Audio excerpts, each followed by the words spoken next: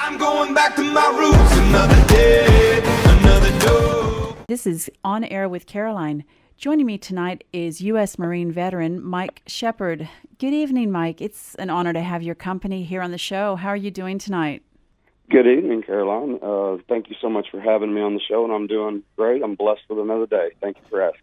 That's great. Now, how would you like me to address you here? Do you prefer Mike or? Well, most readers these days refer to me and recognize me as Shep, and most of my friends call me Shep, and I consider you a friend already, and everybody in Australia, so everybody there is welcome to call me Shep. Please do.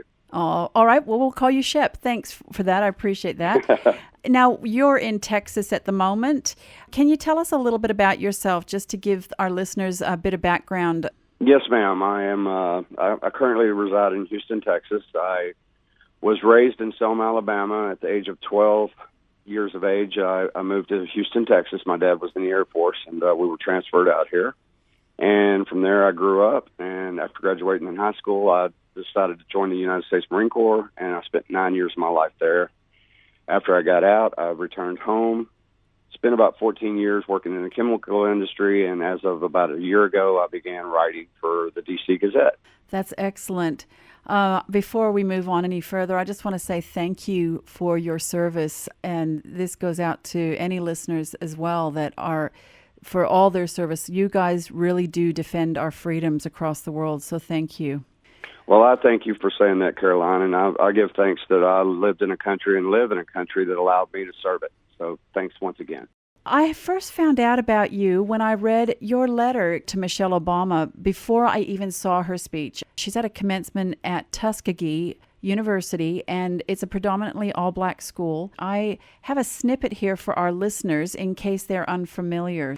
You will follow heroes like Dr. Boynton Robinson, who survived the billy clubs and the tear gas of Bloody Sunday in Selma. Starting back at the time when the Army chose Tuskegee as the site of its airfield and flight school for black pilots. Back then, black soldiers faced all kinds of obstacles. There were the so-called scientific studies that said that black men's brains were smaller than white men's. Official Army reports stated that black soldiers were childlike, shiftless, unmoral, and untruthful, and as one quote stated, if fed, loyal and compliant. So while the airmen selected for this program were actually highly educated, many already had college degrees and pilot licenses. They were presumed to be inferior. During training, they were often assigned to menial tasks like housekeeping or landscaping. Many suffered verbal abuse at the hands of their instructors. When they ventured off base, the white sheriff here in town called them boy and ticketed them for the most minor offenses. And when they finally deployed overseas, white soldiers often wouldn't even return their salutes. Now just think about what that must have been like for those young men.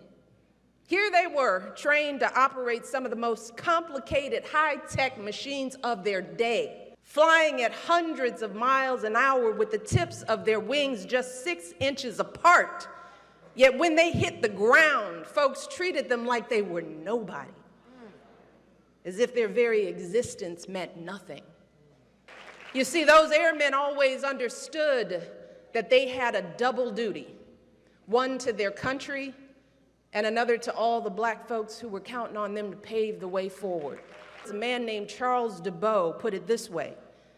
He said that a takeoff was, in his words, a never-failing miracle where all the bumps would smooth off. You're in the air, out of this world, free. And when he was up in the sky, Charles sometimes looked down to see black folks out in the cotton fields not far from here. The same fields where decades before their ancestors worked as slaves, and he knew that he was taking to the skies for them. The constant work to rise above the bumps in our path to greater freedom for our brothers and sisters, that has always been the story of African Americans here at Tuskegee. This is the person in a highest form of leadership as the world knows it. Do you have any comment on that snippet we just played? Yes, ma'am, I do. For one, I grew up, like I said, my family's from Selma, Alabama. And ignorance has taken place throughout mankind. Men and women have been ignorant. They were ignorant 150 years ago when they owned slaves. That doesn't mean that the generation today should have to be punished for what took place 50 years ago in Selma, Alabama. What they did to those people in Selma was wrong. But it had nothing to do with skin color. It had everything to do with hate and ignorance and intolerance. And to stand in front of a stage and tell these people that their lives are justified, any kind of wrongdoing that happened in their life is all based on what the ignorant acts that took place when she was a child and when I was a child is totally, it's beyond belief. There are more good people in this world than there are bad. That holds true for every color, every religion, every race. Skin color, and the skin color that God chose for me has nothing to do with what those people did to one another. I should not be punished, nor any other person, for their skin color based on what took place 50 years ago, when we're not doing something people today that are doing and punishing people for their skin color today. So that's just, it was a very frustrating thing to even watch. Okay, well, let's listen to a little bit more of what she has to say here. The road ahead is not going to be easy. It never is, especially for folks like you and me. Because while we've come so far, the truth is that those age-old problems are stubborn, and they haven't fully gone away. So there will be times, just like for those airmen, when you feel like folks look right past you, or they see just a fraction of who you really are. The world won't always see you in those caps and gowns. They won't know how hard you worked and how much you sacrificed to make it to this day.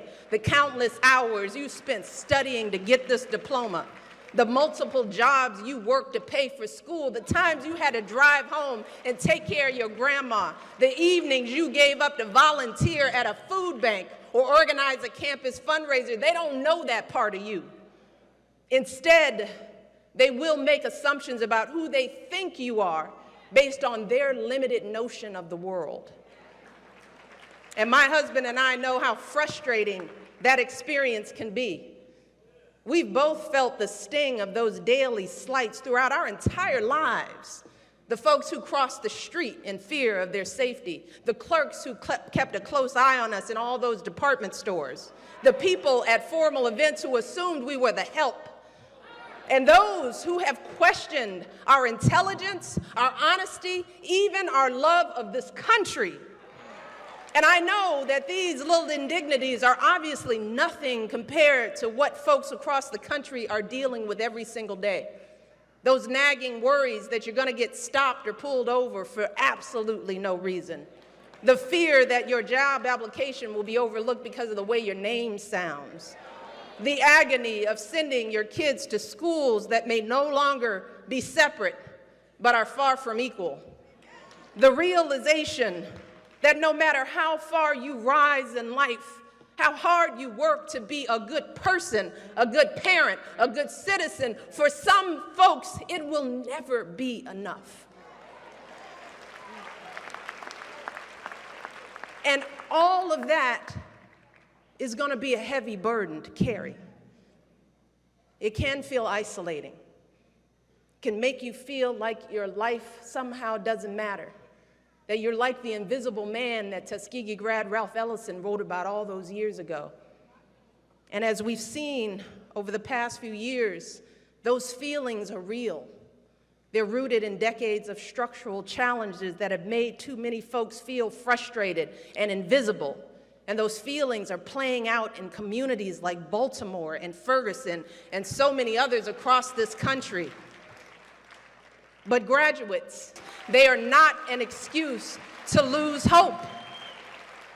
To succumb to feelings of despair and anger only means that in the end, we lose. But here's the thing. Our history provides us with a better story, a better blueprint for how we can win.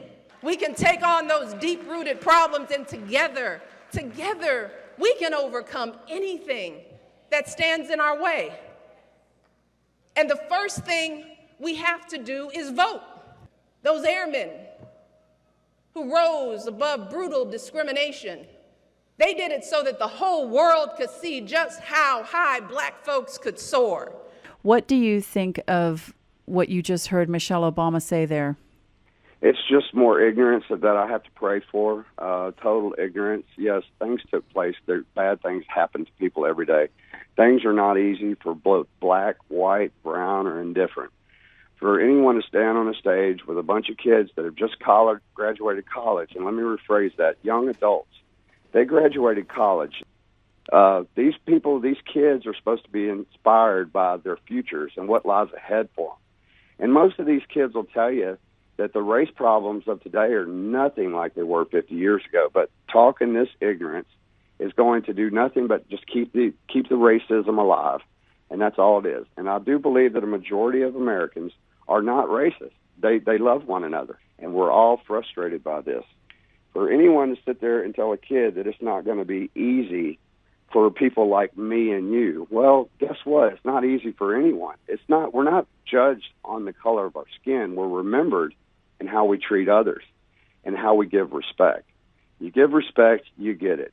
And if someone mistreats you, that doesn't mean everybody in the world's going to do so. And for anyone to pinpoint a skin color, first they must meet every single individual throughout this world and be able to say, yes, all white people are racist. But until she's met me, she has no right to say so, because my skin has never been in the same room with her. Okay. Can you tell us a little bit about the letter that you wrote to her? The biggest thing that I was really trying to achieve is to show the kids in the world that their voice matters. I don't care what color you are. We tell our kids that it's okay to share your opinions, to share your thoughts. And if somebody is doing something that you don't feel is right, you have a right and you have an obligation to yourself and to mankind to speak up. There's too many people, including our kids, that are afraid to actually say what they feel because they're afraid of somebody calling them a racist. I find the humor in anybody that wants to call me a racist. My family comes from every color. I come from a mixed family because I am a United States Marine. They are all black, white, brown, green, whatever color you want to make them. I do know this, that a blind man sees no color, but he feels love like all others. So the ignorance really motivated me to this.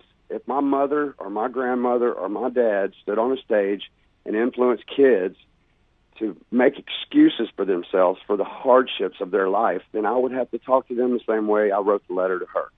I want Americans to know that their voice matters. And if our leaders are up there doing this, which is that causes harm to the future generations of this country and the world, we should all speak up. I pray for the Obamas every single night. I wish them no harm, and I ask God, please guide my hand in this letter, because I did not want any hate to be involved in it, and there wasn't. It's a letter based on love.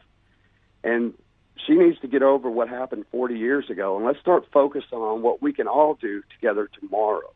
Because everything and punishing everybody for what happened when we weren't even around is going to get us nowhere. And my choice and my love is for this country first, then its people. And I've served my country for 9 years, not for the white people of America.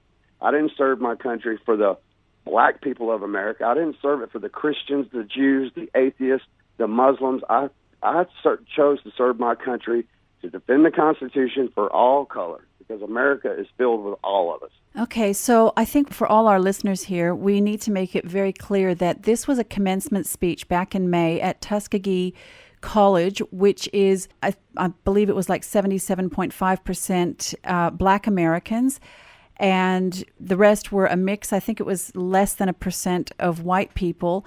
I bring this forward to make it very clear that at commencement speech, she chose a black college. I bring this forward because as a First Lady, it's normally, I would have thought, something that you would encourage all youth that are going into the workplace. You've made it very clear that you do not believe that you are racist. Do you feel that this was a fair way to talk to the college, or do you feel could instigate anything? Where is your thought in that? You know, honestly, Caroline, I think it's great that she went to Tuskegee. I think that every one of those students graduated college, And I don't see those students as black young men and women. I see those as young men and women that are the future of this country. If she had gone to a college that was 100% white and said the words she said, I would have written the same letter. I don't care if you're black or white. I'm really not a racist. And for the people that out there that want to say that I am, I voted on Mr. Obama. I went in and changed my profile to a Democrat so I could vote for him in the primaries because I believed in him. I believed in the hope and change. I was fooled. I'm a human. I was wrong. There's a movement going on right now in the States, Black Lives Matter. What can you tell us about that? I'm so glad that you asked me that question. I just did an article in the D.C. Gazette. You can find it there, www.dcgazette.com. Under authors, find Mike Shepard. But I just issued a challenge to Mr. Farrakhan. The man has asked for volunteers of 10,000 blacks to go out and start murdering white people. So I issued him a challenge. If Black Lives Matter, then why in the world would you send your children out there to go out and get in trouble? Why would you put them on buses when you're a multi-billionaire like Mr. Soros and pay for them to go to Baltimore and burn the city down, which most of the businesses and most of the stuff that was destructed was owned by black people? During the riots in Baltimore, my friend and I put our cowboy hats on. We flew to Washington, D.C., took a rental car, and drove into Baltimore. White people. And we had the best time surrounded by black people. They thought we were nuts, but they were people. They have nothing to do with what was going on there. But the media made it look like all the black people were out there tearing the city down. The people that are up on these stages that are saying, Black Lives Matter, and then they say, you go out and get in trouble. We had a police officer on August the 28th this year that was shot and killed here in Houston by a man that was following the Black Lives That Matter. They So said, what is, go out and sorry, kill. I just got to ask you, what is the Black Lives Matter movement promoting? Because we here in Australia and anyone else live streaming in the world don't always have access to every detail that's happening over there. So what is it that they started for? What is it they stand for? What is it they're trying to promote? They're trying to say that the cops of this country are holding them down, that we're all racist, that all police officers are racist. But there's just as many black police officers in America as there is whites. But they're promoting, this is exactly what they're promoting. They're promoting racism and destruction of this country. But my issue is this, and I sent this challenge to Mr. Farrakhan personally in this article. I said, Mr. Farrakhan, if you're going to stand on your stage and ask these people to go out and start killing white people, you make me first. If you're man enough and you've got the balls to do it, then you do it first and you lead by example. But the whole problem of it is these leaders are out there forcing these people, convincing these kids to go out and get in trouble. When these kids go to prison for the rest of their life, the leaders of these people that keep saying Black Lives Matter will never think of them again. They're going to sit at home and have their Christmas dinners, while all these kids are sitting in prison for the rest of their life because they thought that they really mattered. Well, these people don't care about them. All they care about is their own political agenda, getting kids into trouble. This is my point. If I care about you, Caroline, I'm not going to ask you to go out and do something that's going to get you in trouble. I'm going to pull you to the side and say, listen, life is hard, but do not go out and get in trouble, and don't get yourself thrown in jail. Even worse, don't end up at a funeral in the casket while your mom cries over you. These people don't care about you. If they said that lives matter, they're not leaders. Leaders will never ask you to do something that they're not willing to do themselves. The Commandant of the United States Marine Corps will never ask a Marine that's a private to go out and do his battles if he can't do it himself. That's my philosophy in this. These people that are preaching hate like Farrakhan, God loves us all, period. If you're going to be mad at somebody, take it up with God, because I promise you this, he chose our color and he don't make mistakes. And I'm sorry I'm getting a little upset because it starts to wind me up. Okay, Obama. Tell us about Obama. 4 Marines were killed on American soil, and Obama takes a little bit more time than the American people were happy with to lower the flag at half-mast when something like that happens. Can you tell us about that and what you did to bring respect to these Marines killed on American soil? Yes, ma'am. Well, originally the issue was 4 Marines were killed in Tennessee at a recruiting station, along with a Navy sailor. So we lost 5 Americans that day that were military. They were killed in action, KIA, But anyway, we were attacked here on soil again, and the issue is that we got two New York City police officers that were killed in New York. The Obama administration will send a delegate down to talk to Michael Brown's family, solve them at funerals, but they don't send anybody to the funerals of our police officers. Now we've got these military men, which is 4 of my brothers, that were killed in the line of duty, and not one phone call from the president, White House. Nobody mentions it. No flags went to half-staff. And I sat there and said, okay, and it was a topic of discussion in America for about 3 or 4 days. Nothing ever happened. So I got on wrote an article. It said, Marine challenges Obama, a half-staff challenge. And the following morning, I was on Fox News and Friends discussing it. The challenge is all Americans lower your flag if you choose to. And if the president was more than welcome to lower his, and I thank God that he did. He showed the respect that was deserved. The story went viral, and people from all over America lowered their flags. Within 5 hours after that interview, the Capitol lowered theirs, and then a few hours later, my editor called me and said, "Mike, you've got to turn on your TV. Turn on your TV." I turned it on, and guess what? The White House was lowering theirs.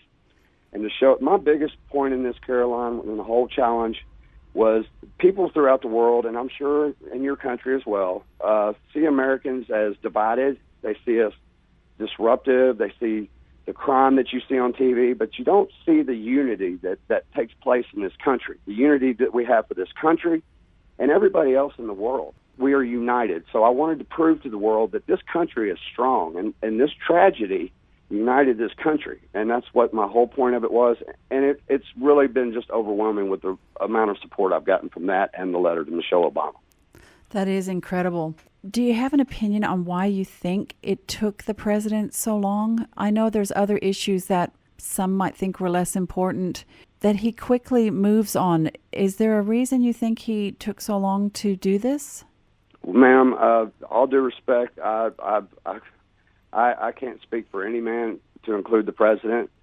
My issue is this. We didn't choose to have this war. They chose this war upon us.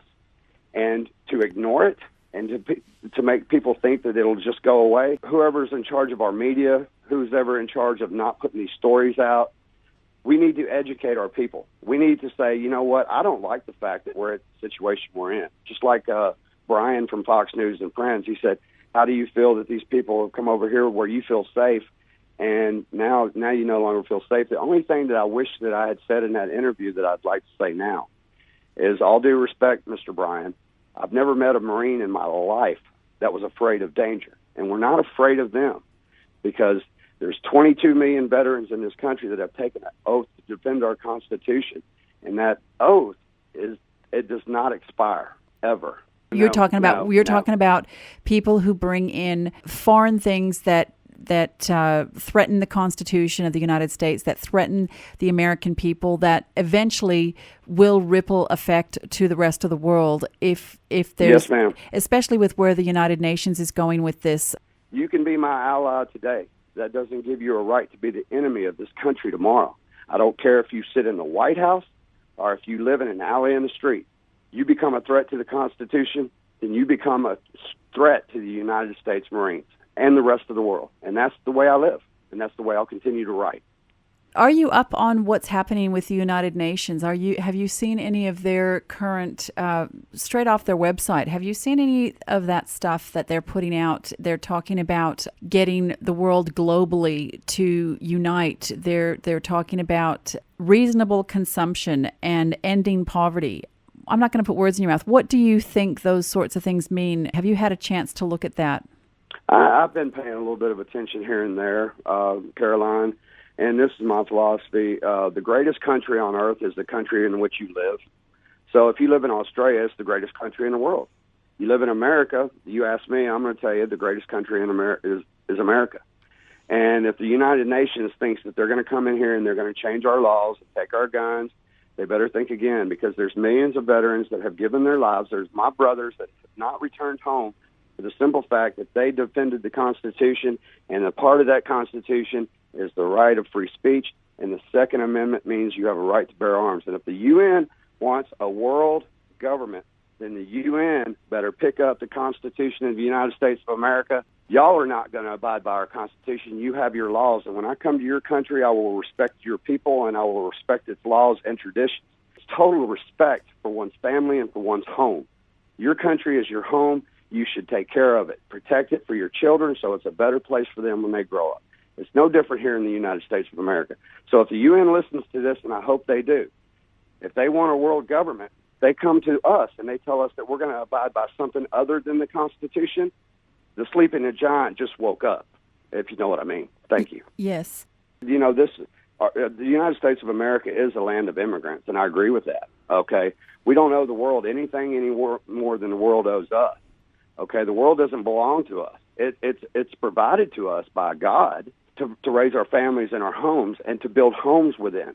Our borders are open and they should be shut. And the whole thing of it is, if you come into this country legally, which I'm all for, if I come to Australia, I'm not going to come over there and protest your government that you don't have the same laws as I have. Guess what?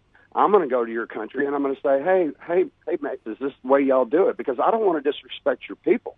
I want to come there and get to know your people. But the people that think that they're going to come into your country or this country and they're going to change things and change it to the way it was from the same place that they came from, then why did they leave their country in the first place? Exactly. It don't work that way, you know? Yeah. So what I hear you saying is that you're not against helping people that come into your country, just like I would think most Australians and most people around the world are not opposed to helping people in genuine need.